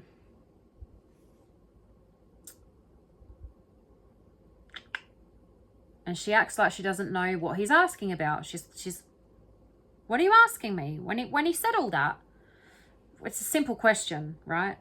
A truthful subject would be able to answer that question because they would be telling the story chronologically, and it would be moving through their head in order of how and when it happened. She can't do this because she's not doing that, right? She can't do this because she's not telling the story chronologically and moving through the story in her head, or the sequence of events in her head in order of how and when they happened. She's not doing that. So she can't just answer the question. She's concealing things. She's hiding things. She's muddying up the timeline. When is another reference to time. So again, time is in the language again. Further supporting our theme throughout so far. That's all that I have there, okay? And that is true. Repeating a question not only buys time and is like a stalling tactic to think of an answer, but it also provides an opportunity for the subject, or Nikki, to reframe and answer the question that they want to answer. So it allows them to answer the question they want to answer, not necessarily the question asked, okay? So think about this, what she's done here, okay? So she says, when he said all that, she's confirming which question she wants to answer here, right? She's not answering when she found out. When do you think that was? When he said all that, she's confirming, she's reiterating that he said that. But she never said that he said that. He didn't say that. Okay, the language shows us he didn't say that, and she never says he says that. But with this question here, she's saying, she's playing little mind tricks, she's playing word games with us. Hello, darling. She's playing word games with us, and she's reframing her answer to try and fool us into thinking, don't push that. You can be on camera, but don't touch the camera. By saying, when he said all that, we're hearing that he said all that. Oh, when did he say all that? Oh, okay, he said that, you know, blah, blah, blah.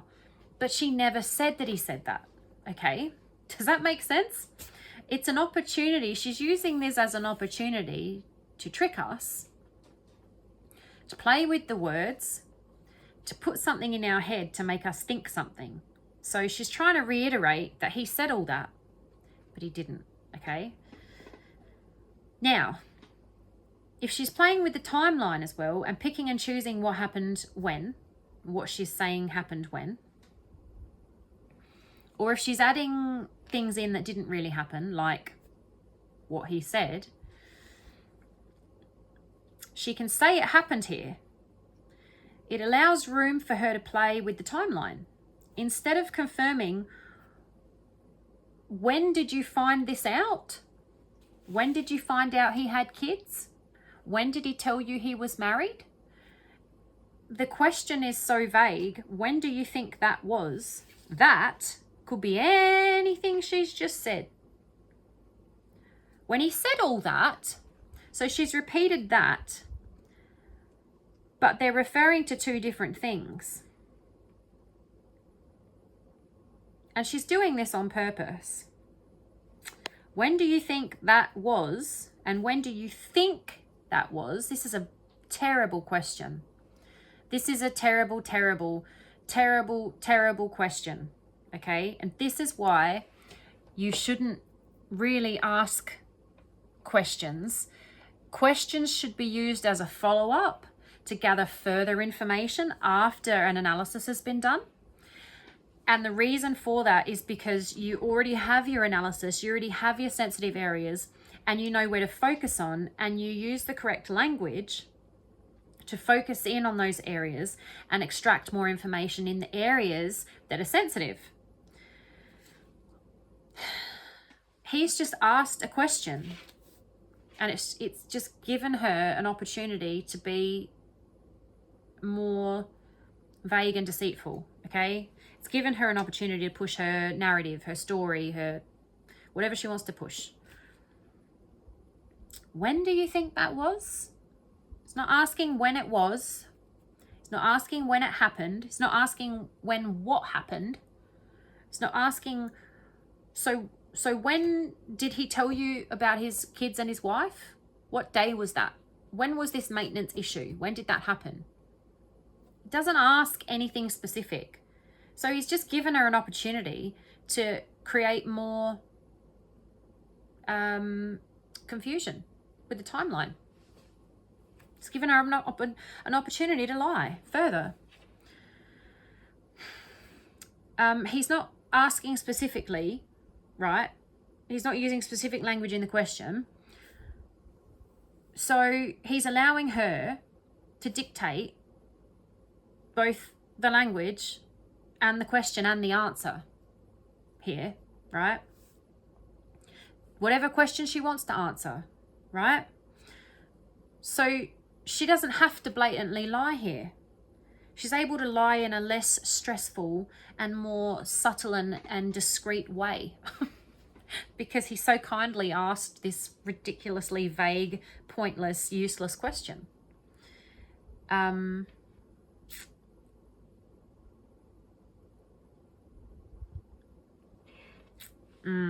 Okay. Yeah, I'm getting angry again shortly. My notes are lots of exclamation marks and question marks and capitals and I don't understand why this person is bothering. I don't understand why people, and there are people that I listen to that I'm not including in this, okay? For instance, but not limited to, Veriscope is very, very good, right? He's not doing a really thorough, in-depth analysis, but his analysis is accurate, right? It's accurate and it's correct and he's doing it properly. This other person, they're not even doing a proper analysis. So I don't understand why they're doing it when doing it is actually doing a disservice to analysis in general and to this case, because it's putting theories out there stated as fact or analysis, and they're not correct because it's a surface level. Like it's could be a possibility, it could be an option, could be a variable, but instead of looking further into the language to support that or not support that, they're just leaving it there as if that's the answer, and it's not. So I don't even understand why this person is doing an analysis on this in the first place. It's completely pointless. If anything, it's harmful, because they've gone on to say they think that this is truthful coming up, and it so clearly is not. It so clearly is not. All you have to do is look in the language to see it's not. And the context, it's all there in front of you. It's not an opinion. It's not a personal opinion. It's not an assumption. It's in the language. And they're saying it sounds like a truthful account. There's truthful indicators here. No, there's not. They're actually not truthful. I'm getting really upset. I'm going to stop. All right. I'm going to go. We're coming to it shortly and I'll sort of touch on it. I don't want to be obvious and give it away because I'm so annoyed and I think it's so wrong and I don't want to upset anybody. And like I said, I'm not the king of the castle of statement analysis, okay? I'm not. But it's frustrating listening to this because why even bother? Honestly, what's the point? You're doing more harm than anything. I don't even understand why. What, just for views? Just so you can get views because it's a popular case and everyone wants to know. Everyone wants to know what she's lying about. Everyone wants to know what she's not telling us. And so you're doing an analysis, but you're not actually doing a proper analysis. Anyway, carrying on. Bloody hell. So reframing here. She's able to just reset and answer the question she wants to answer, right? When he said all that, which he didn't say. And then Kevin says, well, so specifically when he told you he was getting separated from his wife, was that within the first couple of weeks that you knew him, or was that later on? You said you met him around May or June. So again, so he's asked a very vague question, a non-specific question, a bad question, okay? It's just bad. I don't want to give him too much of a hard time, all right? But it's best just to let someone speak and not to ask questions like this. If you're going to ask a question, say, and then tell me what happened after that. And then what happened? Just tell me what happened, okay? Is the best thing to ask. Tell me what happened. And if they stop, okay, and then what happened? And then what happened? And what happened after that? And what happened next? Just what happened. You don't ask any specific questions or vague questions that they can, you know, twist and whatever. Anyway, so then he's gone on to just make it worse. And he said, well, so specifically, but then he's asked like several questions in the one question. So specifically, when he told you he was getting separated from his wife, he should have left it there if that was the specific question he wanted to know. So, well, specifically when he told you he was getting separated from his wife, because that would be a good marker to have, right? But he doesn't stop there and he keeps going. Because then she could answer that question, right? So specifically, when he told you he was getting separated. Because remember, he didn't tell her he was getting separated. She's not said that. She said that he was getting separated, but she never said he told her he was getting separated. He's not said that. But now, because he's continued on, if he just asked that question, when did he tell you specifically that he was getting separated? She wouldn't have an answer for that. She'd have to lie, okay? But he didn't. He didn't. And he carries on. And he says, was that within the first couple of weeks that you knew him? That's another question. Or was that later on? That's another question. So that's 3 questions so far. He keeps going. You said you met him around May or June. Now, in case you're listening and not watching, that's 5 different questions that she can choose from to answer now. When he specifically wants to know when Chris told her that he was separating from his wife. That is the one single question, the important information that he specifically wants to know. But he's asked 5 questions. He's asked 5 questions. Now she can just choose. Now she can just answer. And she can share it around between those questions. She can pick one. She can pick her favorite. She can pick whichever one's safest. She can just choose which one she wants to answer, and she does. Because what she says next is, yeah, it was still in June. What was still in June?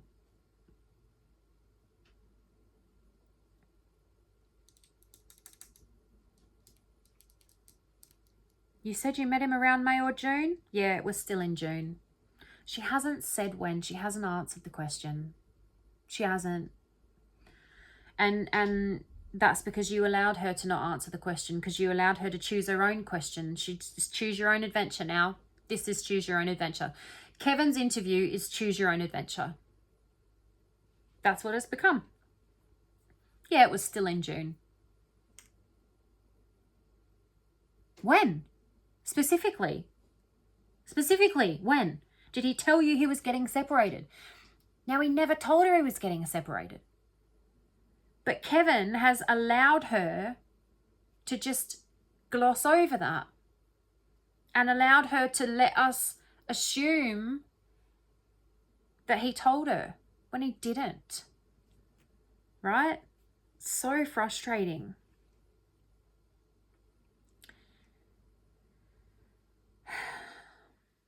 So she dodged the question, okay? But she answered a question.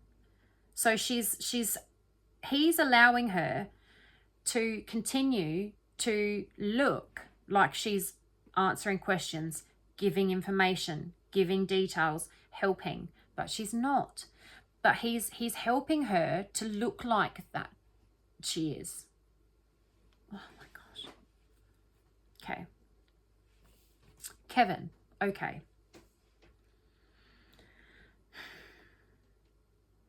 Nicole, it would have been before Father's Day. She's already said that.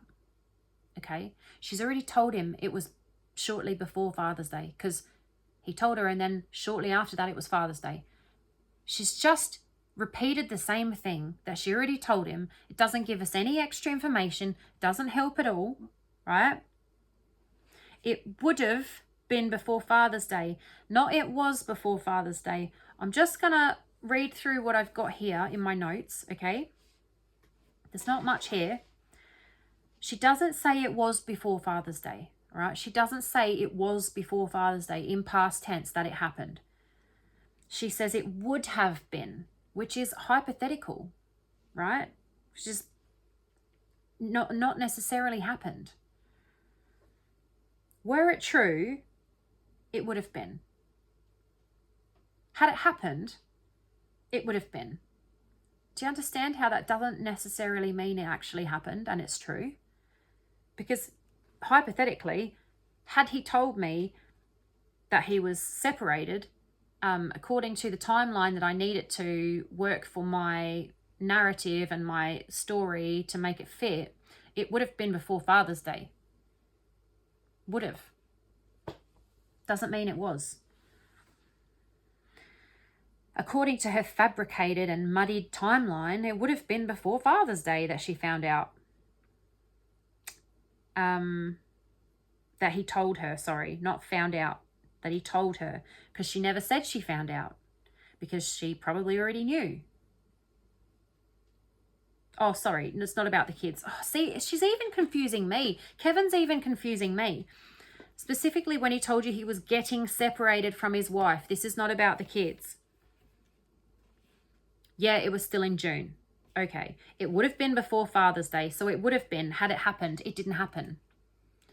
Because she's saying that he told her, right? Because she's saying we started talking and then shortly, and then one day he told me he had kids, and shortly after that it was Father's Day. And then she's come back and said that the day that he told her he had kids was the day that they were having issues with equipment, and there was all these people coming in and out of her office, and then he told her he had kids, and then he mentioned he had a wife and he was getting separated.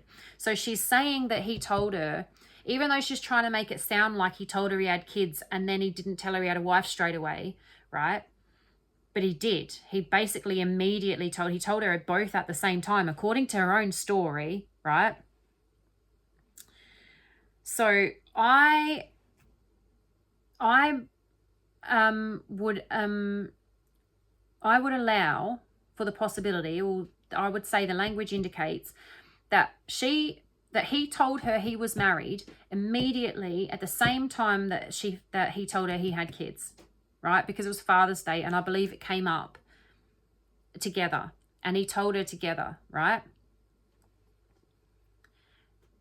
And that's what she's trying to say here, but she doesn't want to say he was married. But she's saying that he told her that he was married the same time, basically immediately following telling her that he had kids, right? That's what she's saying here, but she doesn't want to say he was married, and she's saying he told her that he was getting separated, but he didn't. That didn't happen, all right? That's when she's saying it happened. It would have been before Father's Day.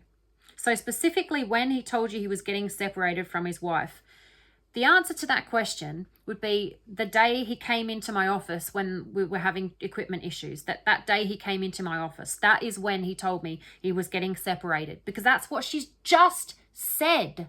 She's just said that, right? It's a lie. It's not true because she hasn't said he said that, but she's just said that she's just tried to imply or make us believe that that's when he said that. But here she can't just say on that day. On that day we're having equipment issues. No, yeah, it was still in June. Because of Kevin's stupid question.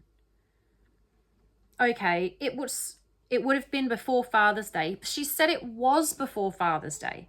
Before already. She's already said it was before Father's Day. Now it would have been before Father's Day. So she's reducing that commitment, right? And she was able to say he told her about his kids shortly before Father's Day. She was able to say that he told her about his kids then. What was her actual words? Father's Day, where is it? He's an operator. He's an operator. And then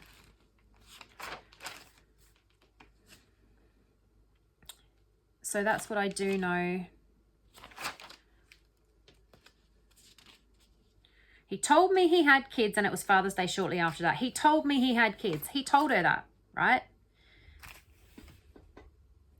But now that we're talking about when he told her he was getting separated, which she's just implied and explained to us that it was this exact same time, the exact same day, right?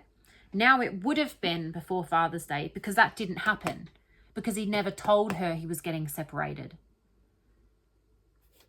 It would have been. Not it was, because before when it was about his kids, it was. He told her he had kids and it was Father's Day shortly after that. It was. Now it would have been before Father's Day. If it had happened. Which it didn't. Do you see? He never told her that. At that time. In this, when she's saying here that he told her that, that didn't happen. That didn't happen. Whether he told her later or not, our language will indicate that and the language will show us that, if he did or not. But here, where she's saying he told her on that day, that didn't happen. All right? It just didn't. It did not happen. Okay? That's a lie. We're nearly at 2 hours. Let's just have a look at what's coming. So did you guys ever going out on any kind of so that's Kevin. So did you guys ever going out on any kind of he doesn't finish what he was saying. He doesn't even explain what he's saying. He doesn't even describe what he's saying. And Nikki says no. Nichol says no. And then, so this is when people are talking over each other in an interview, and I've gone back and I've slowed it down and I've found what they were saying, but I've got it in order. So when someone's talking over someone else, so for instance, Kevin says, so did you guys ever going out on any kind of, and then Nikki's interrupted here. Nichol's interrupted. So he doesn't stop talking. He's still talking. But at this point here, after Nichol has said no, right? So I've got that there, no. Because I want, when they're talking over each other, I still want to put what they're saying, where they're saying it, okay? So that we can see what they're answering and what the person has already said, they've answered, and then what the person has said after that. Because they can't answer anything that comes after their answer because they haven't heard it yet. Right, so she's said no.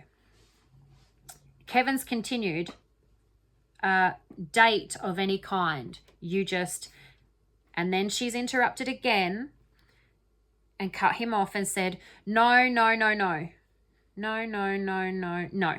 5 no's. No.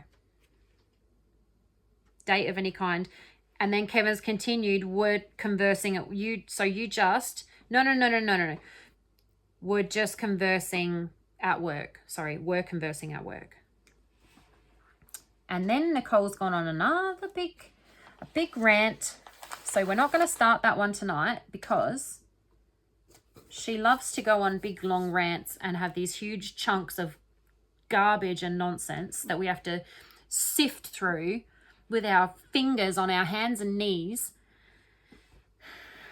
to pull out any truth, any information that she's hiding in there, that she's buried in there.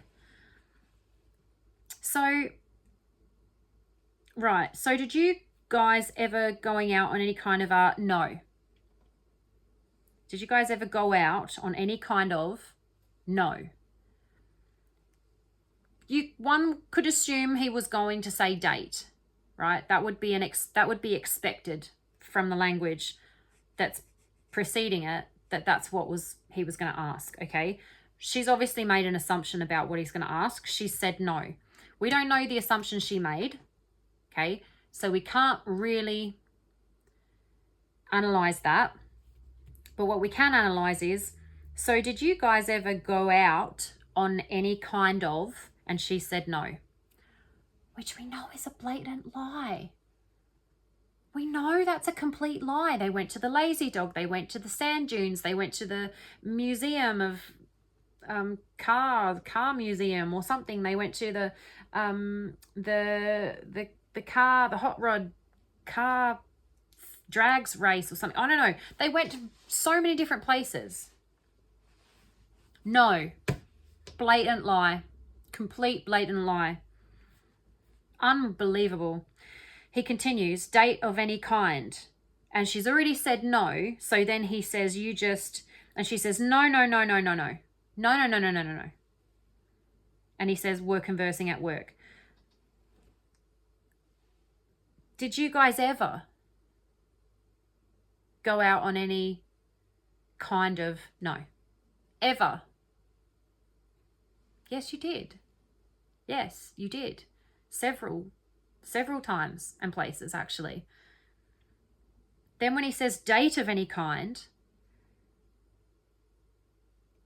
she again interrupts, but because she's already answered the question while he was speaking, he's then self-edited and corrected his sort of trajectory and gone, okay, and she's gone, no. Date of any kind? No. Ever? Yes, you did. Yes, you did. You did.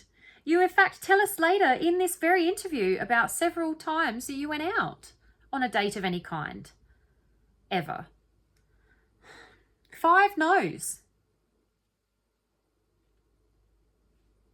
It's a blatant lie. And she said, so including the first one, that's 6 no's. What? That's bonkers. That's bonkers because it's just a blatant lie. And then Kevin finishes with, so he starts, she says, no, we're conversing at work. She says, yeah, that's all it was. And then, I don't know, we just started hanging out and we hung out. We went to a park, hung out at a park. That would be a date of any kind. We're going to leave it there because we're at 2 hours anyway. And this is a good place to stop because she's about to start spewing out garbage again. And we will cover that in the next one. So look, thank you very much for being here. I think this was a really good one because we were able to with certainty eliminate something and say that something didn't happen that's in her story. Because of her own language, and it's in the language that this definitely didn't happen. All right, and it's going to come up again. So we might be able to tell where Chris sort of decided that he was going to leave Shanann for Nichol, or at least where Nichol believed that was going to happen. That might come up in the language of the story somewhere, and if it does, we'll find it. But it's good that we're starting to get into sort of more interesting language here now, I guess. More of the story. So we're going to be able to see what is actually true and what is not true in the story, okay, in her account of, in her version of events, right? And this is what we all want on What's Island. This is why we're here. We want to know what she was lying about. We all know she was lying, okay? These analyses online that say, yes, she's deceptive. Yeah. I think we all pretty much know whether you are an analyst or not. Anyone with 2 brain cells to rub together knows she's being deceptive. She's definitely being deceptive. We want to know where and why and what about. That's what we want to know. And that's what we're going to find out. So, once again, thank you so much for being here. There's a couple of people, I've had a couple of comments now, and it was really nice. And someone said that she's been watching all of my videos and she's really enjoying them. And thank you. I just want to say thank you for that. It's really nice to hear. I'm glad that someone, and you know, it's probably not just you, but I'm just so thrilled to know that someone's enjoying them and listening to them, the whole thing, and you know, looking forward to the next one coming out. That's really nice to hear. So thank you so much. I appreciate that.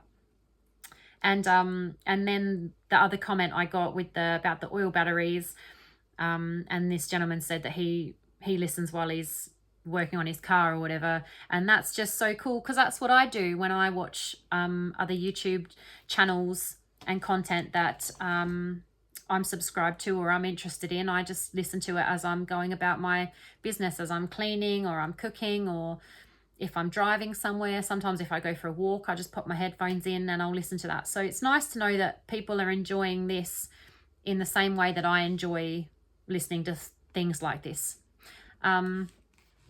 But yeah, I just wanted to mention that because I really appreciate the interaction. It was really nice. And yeah, I'm just going to go. I'm going to let everyone go because it's been 2 hours already. And I'll see you in the next video, which I just think they're going to get more and more interesting now. So if you will continue to engage with the videos, like, comment, share it, whatever. If you've got hype points, I don't even know if I can do hype or whatever yet. You might need a certain number of subscribers or views or something, but if you can keep engaging with the videos, then hopefully more and more people will see them as they now start to get more and more interesting. And I think the information that we're going to start either confirming or extracting, or you know, like we saw today, that there's something that she said that literally just didn't happen, and it's in the language that it didn't happen.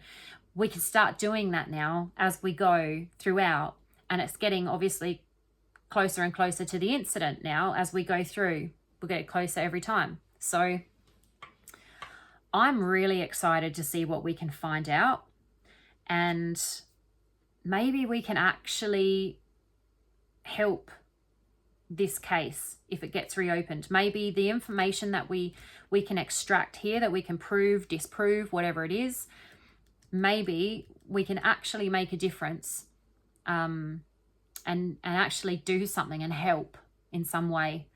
And that would be really cool. That would be the best thing that I could hope for from these videos. So thank you very much. I'll see you in the next one. Have a good night. Thank you for listening and all of those things. See you later.